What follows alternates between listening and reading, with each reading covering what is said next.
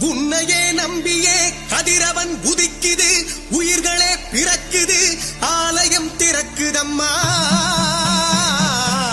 சிவனவன் பாதியே ஜகத்குரு ஜோதியே, தேரிலே எழுந்திடம்மா.